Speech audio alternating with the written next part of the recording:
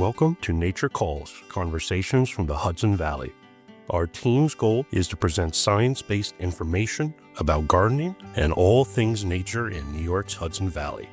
Our hosts are Master Gardener volunteers for the Cornell Cooperative Extension of Columbia and Greene counties, midpoint along the Hudson River Valley.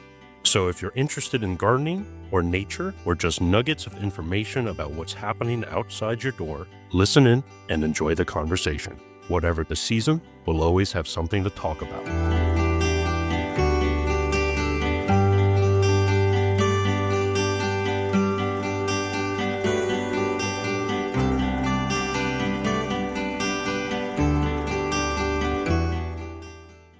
Hi, and welcome to Nature Calls, Conversations from the Hudson Valley.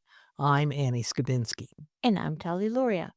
Today, our guest is Elizabeth B. Jacks, a.k.a. Betsy. She's representing the Thomas Cole National Historic Site. Welcome to our podcast, and let's start with a very basic question for our listeners who may not know the specific place we're talking about, the specific artist we're talking about. Who was Thomas Cole, and why is his house a National Historic Site? Well, thank you for having me. It's a pleasure. On a very basic level, Thomas Cole was an artist, and specifically a landscape painter. But that's just a small part of the story. His site, his home and studio and the beautiful gardens and grounds are now a National Historic Site because it was very influential. And his paintings have really entered our brains in ways that we're not even aware, that the way we see our country, the way we see this landscape is so informed by this artist. And he influenced and really created an art movement that we now know as the Hudson River School that became dominant in American culture for 50 years. And you think about how quickly we move through trends today. Imagine a trend, if you will, that lasts 50 years. It was very, very influential on the development of this nation. Well, that's a big deal.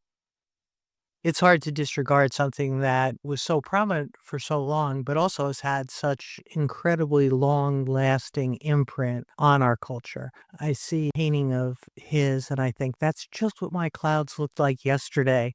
And so the privilege of being here in the Hudson Valley with that kind of influence, sometimes you're crossing the river and you think, I know that light. And it's all tied to the recognition of that School of Art. Maybe we could back up just a little bit and find out a little bit more about you personally and how you came to be involved in the Thomas Cole House and Foundation.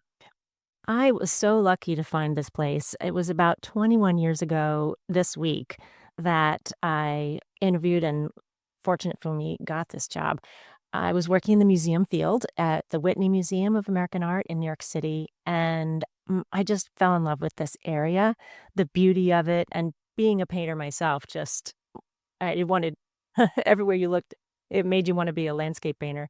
So when I found that the Thomas Cole House was looking for an executive director, or I should say they were considering looking for an executive director, it was really very early on in their development. It was run by volunteers, and they thought they might be ready to hire a actual paid staff, but that's the stage that it was in. It was very early on. But I just saw the potential in this place. It was so important to American history. It was all there. None of it had been erased. It was just ready to be brought back to the world's attention. I was very excited. That is exciting. And then right across the river, we also have Olana, right? And tell us a little bit about the connection between Olana and the Thomas Cole House, and about how you can go across the Hudson from one place to the other. Yes, what we call now the Thomas Cole House was built actually before Thomas Cole got there in 1815. And so it's a federal era house. It's kind of what you consider classic Hudson Valley style in a way, clapboards and shutters and a big wide porch and multi-pane windows. So very classic for the area. And then when Thomas Cole became a very famous landscape painter, a teenager from Hartford named Frederick Church wanted to be an artist and study under Thomas Cole. So he had good connections and asked his wealthy relatives to write and ask for him. And so Thomas Cole reluctantly at first took him on as a student, but it turned out to be one of the best decisions of his life. And Frederick Church then came and studied at the place we now call the Thomas Cole Historic Site.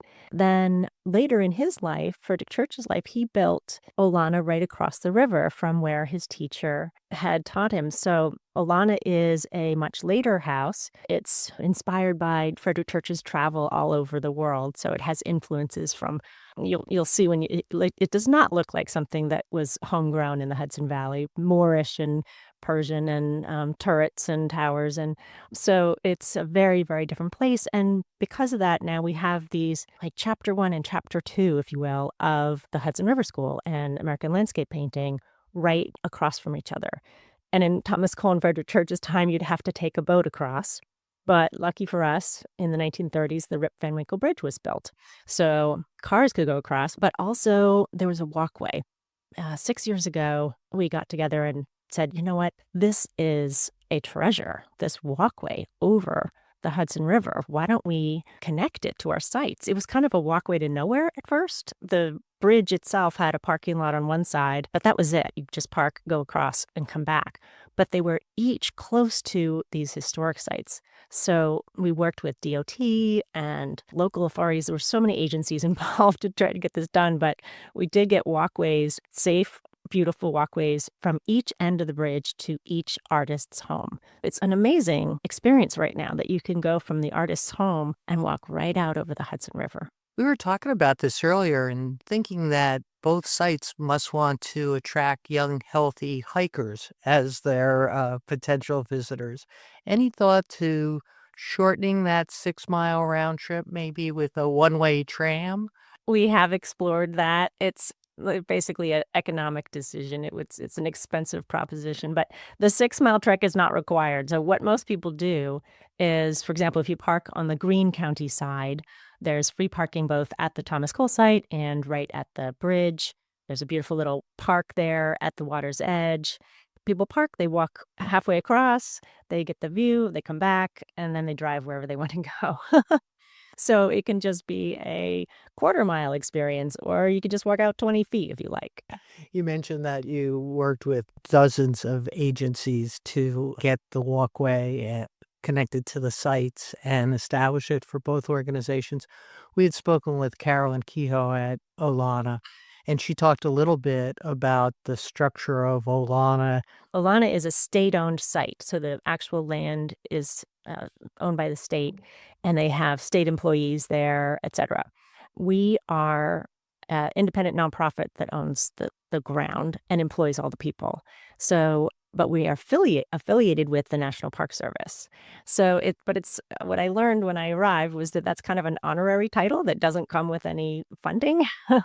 So we at the Thomas Cole site have a lot more freedom and less red tape to do what we want to do, but we also have a lot more responsibility in that if we all just go up in a puff of smoke, there'll be no one else to care for the site. We are blessed and burdened with that.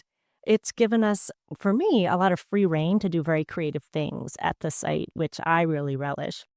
Glad to hear you explain that because from my reading, I had understood that the National Park Service actually maintained the property and the foundation raised money for the house and the Park Service to do that work. And it doesn't sound like the Park Service has that active role. No, I mean, that is the way it works at Olana is that the state maintains the buildings and that they, over the years, formed an independent nonprofit organization to assist the state in running it. And that nonprofit got bigger and bigger. But on our side of the river, the place has always been independently owned and operated. And the National Park Service is kind of an advisory role. But when I started, it was sort of job one to figure out how do we get more help because we had no endowment, no employees. It was really just a startup situation. So I thought, the Park Service, they have so much to offer. How do we get access to this? There was this labyrinth system of computer networks where you had to put in requests and they just said, you can put in a request and maybe someday something will happen with it. And it felt like planting acorns, like maybe someday something will grow here. But about 6 years later, My request bubbled to the top of their request system, and it was under consideration. And I had asked for $150,000 a year as operating funds, which seemed like a big sum at the time. Like, oh, what a difference that would make. The other National Park Service heads of parks advocated for us because they knew that without this basic support, we really didn't have a sustainable operation. And then miraculously, it came through. So we now get $150,000 a year from the Park Service. And when we started, that was probably when that first came through, was about a third of our budget. And now it's only about 9% of our budget. And that is a perfect moment to actually look back at the span of 21 years that you've spent as the director of the Cole House. And maybe you can draw us a picture of the before and after from 2003 to today. And so much has happened. Give us a bird's eye view of how did that come about? It took a village, as the phrase goes. When I started, there were the most amazing, dedicated volunteers who did everything. Wonderful women like Sybil Tannenbaum and Linda Gentalen, who would spend every single weekend of their summers sitting on the porch of the Cole House in case someone wanted to come by and take a tour. And they had a little sign out front that said, "Tour $5. And anybody that came by, they would put their $5 in the box and take them around the Cole House. There was another volunteer who did all the bookkeeping. There was the Greene County historian, Ray Beecher, who was out there trying to raise money. They had another volunteer, Jack Van Loan, who was the head of buildings and grounds and tried to make sure the grounds were cared for. It was just a labor of love for all these people. As I said, they weren't really sure they were ready for a paid director. They decided to take the plunge with me, for which I'm forever grateful. My first job was I got to raise all the money here. They all thought, oh, good, someone's being paid. Now we can all go home. And I thought, no, please wait, don't leave. I need you all. I can't be all of these jobs. I can't be the bookkeeper and the buildings and grounds and the tour guides. And I can't. So I convinced them all to keep volunteering. They really supported me. They were just the most wonderful community. And that community has just continued to grow. So a lot of people have continued to just give so much time and love to the place. Luckily, now I do have a staff of 24 people. That's great. One of the things that I hope to hear more about in the little history that you're going to share with us is the development of the Cole Center. I understand you're very fortunate to have a talented architect on your board. Wow, he's amazing. That helped. So maybe you tell us a little bit about the Thomas Cole Center. This is the latest development in our campus. So when I started, there was the main house, which is a brick, yellow, beautiful federal home. That was all that was open. And then we opened the old studio, which is what we call the old white barn that Thomas Cole used as his painting space for a while and produced many of his best-known works there.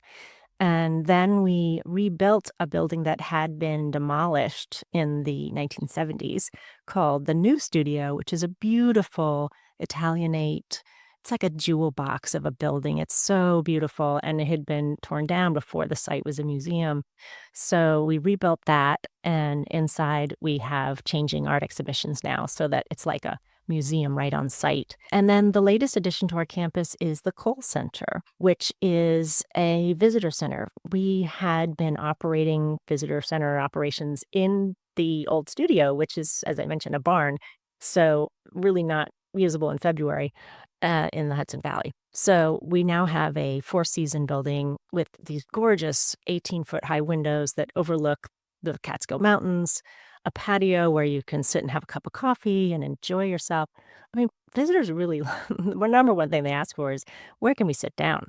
You know, in all museums across the country, they all just want a place to sit. It was really the most important way we can take care of our visitors is to provide this kind of resting place where you can just take in the beauty of this site. That's great. And so it serves as a visitor center, an orientation space, and an exhibit space also, you said? Not as much. The new studio building is our museum where we have the paintings and changing exhibitions.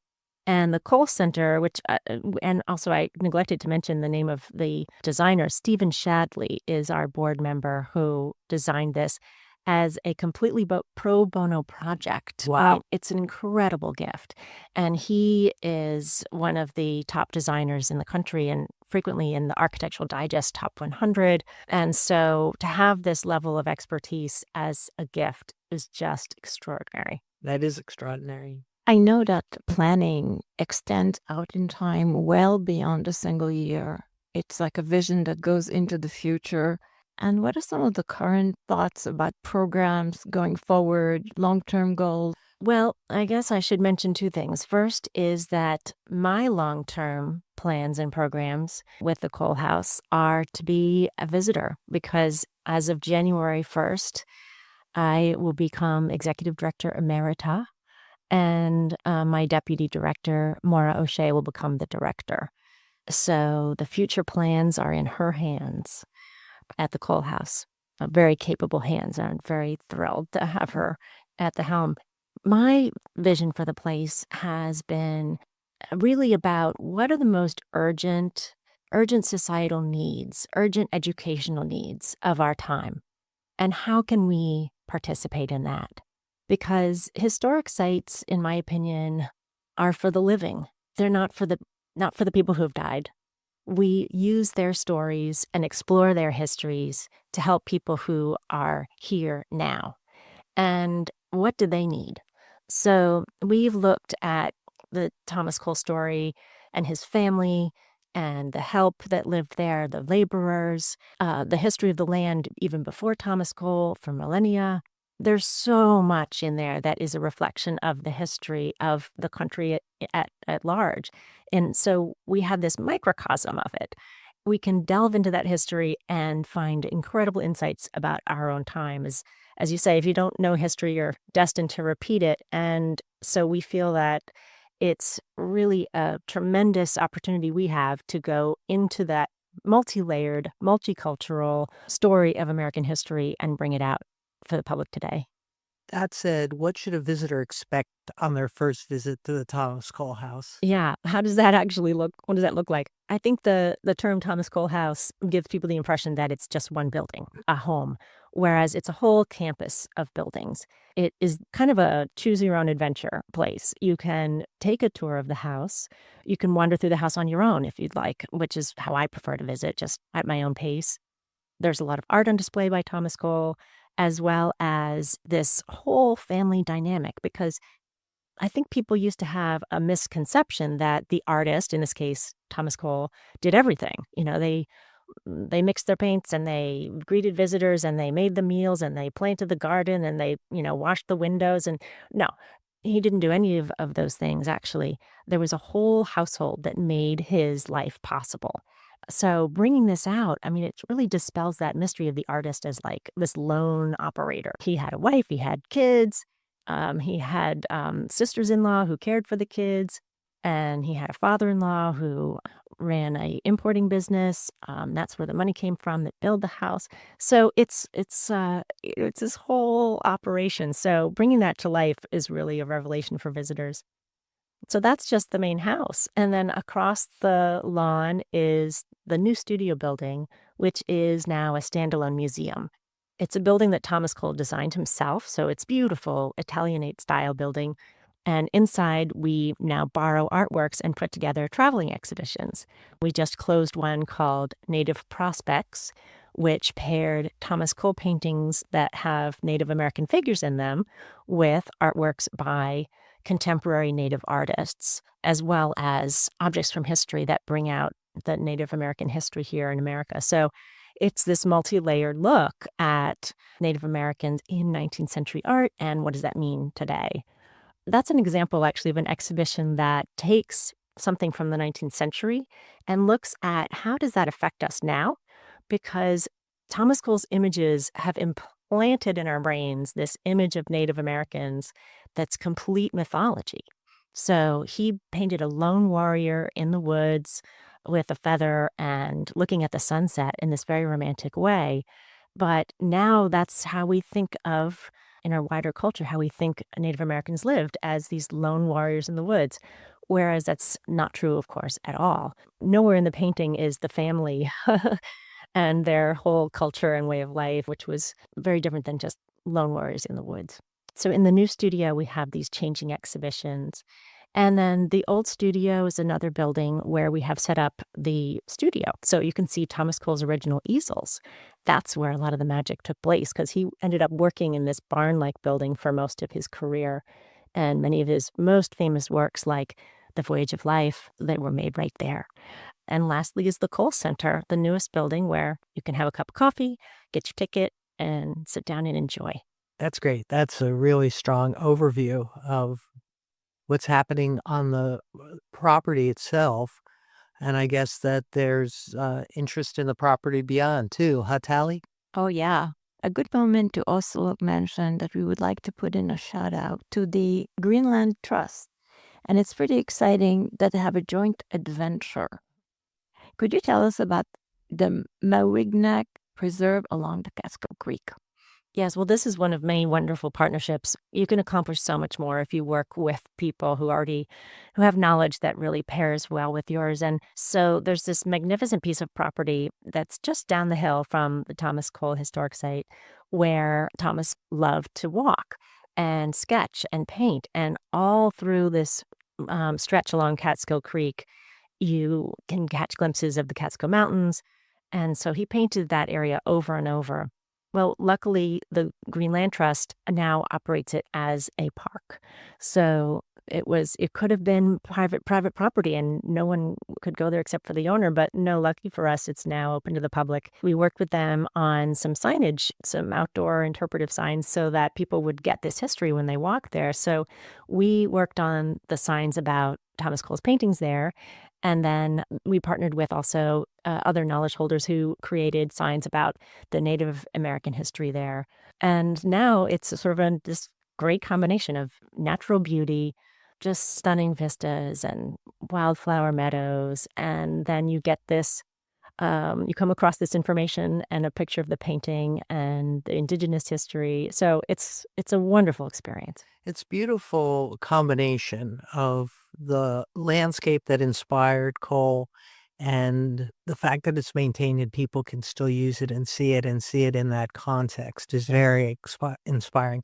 And it's a big hunk of land too. It's over 140 acres. It's an amazing resource and very underutilized. You can really have it all to yourself a lot of the time. But I think because it's so new that people don't know yet that it's there. It's really, I encourage everyone to go to the Mawignack Preserve. How long is the walking loop, Betsy? Do you know? Oh gosh, I don't know exactly, but it's not long. I did it myself in, maybe 40 minutes or 30 minutes. Yeah, Very doable. very doable. Yeah, and flat. So, yeah. You're mentioning different things that are going on, and this is an exciting partnership. Maybe you could put some of the other exciting partnerships together for us in the context of the Sunday salons that I think you run. Well, that was it's hard to believe, but we did start those 20 years ago. We always wanted to enliven the site with speakers and programs and thinkers and how do we get people together? And one of our board members then and still on board is Hudson Talbot. And we worked with him to come up with this idea of a salon. It's a little bit of a highfalutin word, but what we meant by it was, why don't we get together and have a little wine or cider and conversation and a really interesting speaker who gives us something to talk about.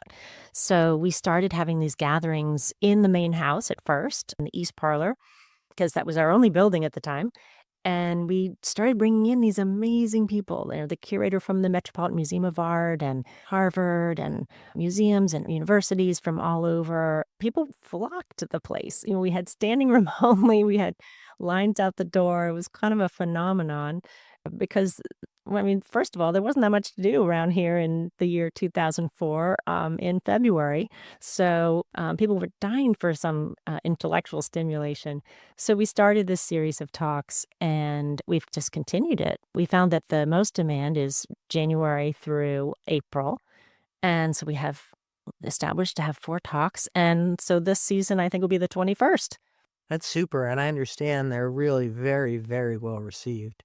Yeah, and they're fun too. We have incredibly accomplished speakers, but what we ask them to do is not read a philosophical paper, but more just talk from their knowledge, talk from the heart, and tell people why they should care. That's great. And so we're going to post, of course, a link to the website, and the schedule to the upcoming salons will be on the website. They are up at thomascole.org. So, yep, starting in January. The first one is going to be a little different. We're going to have what we call a social salon. We thought, why don't we start the year with a less formal gathering and have everyone come in? And we're going to have, we have a partnership with a couple of local businesses. Stinging Nettle in Catskill has created teas that are based on the flowers and plants that are growing in the Thomas Cole site garden. Left Bank Ciders has created a cider using the pears that were grown on our property too. So it's an opportunity to get together after the holidays and have a little fun. I'd like to emphasize something that we should not take for granted at all, and that is that you're open year-round, because some of the historic places around here are not. That is true. Our building, the Cole Center, really enabled us to finally do that. We have been open year-round by using the new studio building, which is climate controlled in the winter, but it was a little awkward, and so we're really set up now to properly welcome people year-round. Well, that is amazing. As far as I'm concerned, we could go on for days talking to you, but we do have time constraints for the podcast. So let's close with what we call Tim's question. Our founding member, Tim Canelti, always wants to know, what gives you hope in this chaotic world we live in? That is such an important question. And oftentimes when I was working away at the Thomas Cole House, I said to people, it feels like just a drop in the bucket in this world, just laboring away over this historic site, and there's so many problems, so much to do. And one thing they said to me over the years was, even in the dark, especially in the darkest times, we need examples of what can be done. And so if you can create an example that's hopeful, then when opportunity comes up, then people will look and say, well, look, here's an example of what can be done. And it gives people the hope to create more good things happening. When people teach history, they teach it as a history of wars. I think the true history is of the pursuit of knowledge and wisdom.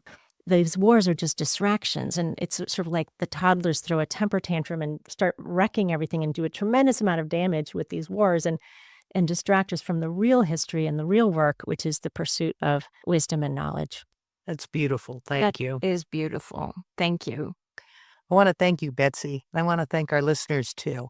I'm going to encourage them to go to the show notes to find the links to all that we've talked about here, and to have the opportunity when they can to get over to Cole House and see everything that's happening on that vibrant campus. Thanks. Thank you so much. Thank you.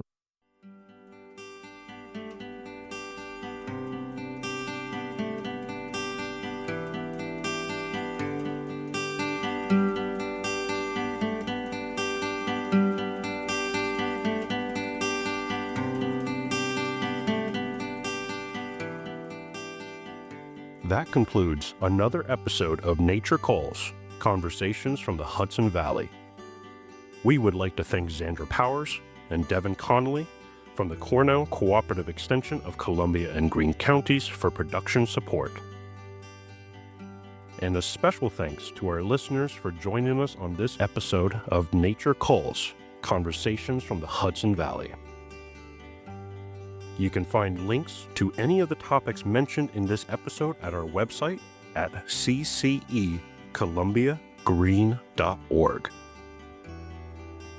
Comments and suggestions for future topics may be directed to us at columbiagreenemgv@cornell.edu or on the CCE Master Gardener Volunteers of Columbia and Greene Facebook page. For more information about CCE of Columbia and Greene, visit our website or visit in person during business hours at our campuses in Hudson or Acra. Cornell Cooperative Extension provides equal programming and educational opportunities.